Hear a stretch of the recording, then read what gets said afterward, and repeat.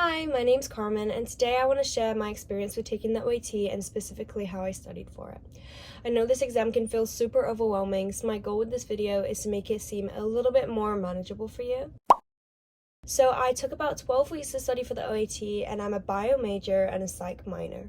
The main resources I used were OATBooster, Chad's Prep, and also Quizlet.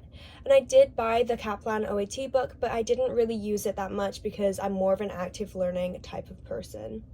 Also, it's important to keep in mind that I did have a full-time job working at a daycare while I was studying, and sometimes I did have to wake up at 4 a.m. to take practice tests. So if you are working or in school, just know that it is hard, but it is doable. Before getting into how I studied, I wanted to briefly explain what the OAT looks like, just in case some of you are a little unfamiliar. So the OAT, also known as the Optometry Admissions Test, is a standardized multiple choice exam that you take when you apply to optometry school. It has 6 different sections: biology, general chemistry, organic chemistry, physics, quantitative reasoning, and reading comprehension. Each section tests not just content knowledge, but also timing and endurance, so practice exams for me were a huge part of my preparation, just to help me with my mental stamina. I started studying the summer before my junior year, and by that time I had taken all prerequisites except for physics. I used a 10-week OATBooster study plan and stretched it out over 12 weeks just to help with more breaks and avoiding burnout. 2 weeks before my exam, I really started going through those full-length practice tests, and by the time of the exam, I took 10 of them. So when I was sitting in the chair taking my actual exam, it honestly felt like I was taking another practice test. I think taking those practice exams really helped calm my nerves because overall, inevitably, you're gonna be scared, but having that stamina really helped during test day. So, of course, I barely slept the night before, but that is completely normal when you're taking an exam like this. It's going to be nerve-wracking. But my testing experience overall was really great. The people there were really nice, and check-in was fast and everything like that. So I do really recommend having an early test. Mine was 8 a.m. and it not only decreases anxiety during test day because you're heading straight in there, but also just checking in was really fast. So I got there 30 minutes early, and my number one tip is to look for the bathroom before you go in, just so you know where it is during break time. But when I got in there, I just did my name and all the security things, like they checked my glasses and they did fingerprints and took a picture of me. And then when I headed straight in there, they gave me some laminated paper, an erasable pen, and then disposable earplugs. And I definitely recommend asking for the earplugs because a lot of other people might be doing different tests and, like going on their computers like this. So definitely recommend that. An amazing thing about the OAT is that it shows your scores after you take the exam, so there's no anxiety waiting for your scores to come out. Before I break down each section and my scores, I really wanted to emphasize that you should not be comparing yourself to my scores. Everyone has a different test, and everyone also has different strengths and weaknesses. And the purpose of this video is not to focus on numbers, but to look at how I studied and what helped me succeed. That being said, for my OAT, I got a 370 academic average and a 390 total science, which helps me fall into the 93rd and 95th percentiles respectively. As I said, I mainly used OAT boosters to study, and I do have a TikTok at CarmenLB Optometry if you want more bite-sized advice. My estimated score for Gen Chem was a 330 and my actual score was a 350, and this was one of my weakest sections. I hadn't taken Gen Chem since freshman year, so I was so rusty, but something I recommend in this section is just to do the practice questions over and over again. That was a total game changer for me. I did the question banks and the full-length practice test from OATBooster, and that helped me a lot just because it's really calculation heavy and the trends are really important too. So just doing that repetition helps a lot. Additionally, OATBooster has a video explanation, so if I got anything wrong, it helps me learn why I got it wrong instead of just memorizing it. And it also has the marked question feature, so if you want to flag a question that you got wrong and go back to it in the future, which is what I did for a lot of questions, that will help a lot. Because it was one of my weaker sections, I did spend the weekend before just spending a whole entire day going through all of my flagged questions in a cute little cafe, and that just helped me a lot with being comfortable with Gen Chem right before my exam. And I also did make a Quizlet with the periodic trends and all the equations and things, so if you need that, I can link it in the description down below.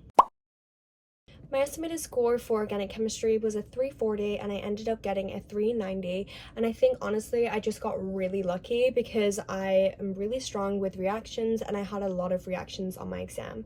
But just know that every test is completely different, so be ready for those conceptual questions as well. Additionally, I had just finished my course in organic chemistry, and I think that's something I recommend since this is one of the harder sections of the OAT. So what I did to study is mainly just keeping those reactions fresh in my mind. I do have a Quizlet that I can link below, and then additionally, I did use OATBooster question banks. They just have a load of practice questions for reactions, and that's what I did just to keep them fresh. It is also important to keep in mind that I did have a very rigorous professor, so I had a very strong conceptual foundation, so a lot of my studying really just focused on keeping it all in my mind. For biology, my estimated score was 330 and I ended up getting a 400, and I was completely shocked and super proud. For studying, of course, I'm a bio major, so a lot of it was familiar, but when it wasn't, I used the OATBooster videos and they helped explain any topics that were really unfamiliar to me. And if I was kind of like on the fence of something, they did have mini quizzes after the videos so I could check if I was strong with the material or not. But my number one tip is to print all of the cheat sheets the OATBooster provides for bio and just memorize them. I had a huge binder full of them, and then during my breaks at work, during the morning, before I went to bed, I would just completely go through it and memorize it. And that helped immensely. I think that's what really helped me the most with the biology section. Additionally, I also use the game challenges that OATBooster has. You can go head to head with other people that are studying, and they're cumulative. So to test my overall knowledge, like the week before the exam, I used to do those every day, and it's a fun little challenge too. Physics was a completely different story. It was my weakest section by far, and I didn't really have much content knowledge before I started studying. And while I don't really recommend this at all because it took an immense amount of studying, it's just what worked best for me in the situation because I wanted to take the OAT straight after organic chemistry. So my estimated score was a 320 and my actual was a 350, which I was super proud of, but then again, it took a lot of studying to get there. To study, I used the OATBooster videos and question banks and did them twice. So I did them while I was studying, and then I did them right before my exam just to make sure I was confident in them. I also used the equation sheet and put it into a Quizlet, and that really helped me a lot. I can link it in the description down below. Additionally, I took a week vacation while I was studying, which is kind of crazy, but I did use that time to fully memorize all of the physics equations, which helped a lot. And then for the content I was confused on, I went straight to Chad's Prep on YouTube, and he has so many videos. He has a whole playlist of physics material that's completely free. His videos are so long, but so detailed. So I don't recommend it for the entire OAT, but I definitely recommend it for the things that you're confused on because it helped a lot with understanding. Additionally, with that laminated paper before my exam, I took the first 5 minutes of the physics section just to write down as many equations as I could, and that helped me immensely because I was so nervous that I was going to forget them during a question, so I'd kind of just search for it on my paper, and luckily sometimes I had it. So I definitely think it's a little risky because you're wasting time, but you're also just using that time to write down all the equations. So if you're good at memorizing equations and you want to just straight up write it down like I did, then I definitely recommend that. For reading comprehension, my estimated score was a 360 and I ended up getting a 380, and my biggest piece of advice for this section is that it's more about timing than necessarily difficulty of questions, just because the questions didn't seem super tricky, but there was a lot of them and there was a lot of reading. So something that helped me a lot with studying is doing full-length practice tests and then also just reading articles and reading books throughout the days. OATBooster does provide a lot of articles and I did read those, and reading specifically scientific journals helps a lot with just reading fast and understanding quickly. Additionally, for me, I think that the highlighting tool was really helpful. So what I would do is I would read the question, highlight until I found the answer, and then go on to the next question. But I do know that for some people, highlighting the entire text first and then go into the questions is how they do it. Just personally for me, that took longer than my previous method. OATBooster does provide that highlighting tool, so you can practice using it before the OAT, which is exactly what I did. For quantitative reasoning, I had an estimated score of a 380 and I ended up getting a 370. I definitely saw some questions that I was stumped on, but overall I could answer most of the questions confidently. To study, I watched videos on my weaker topics and I really just did a lot of practice questions using question banks and practice exams. Also, this is the last section of your exam, so by this time you might feel really tired, which is why doing practice tests is so important to keep that mental stamina up. Overall, OATBooster was the main reason why I walked in confidently for my exam and why I think I succeeded so well.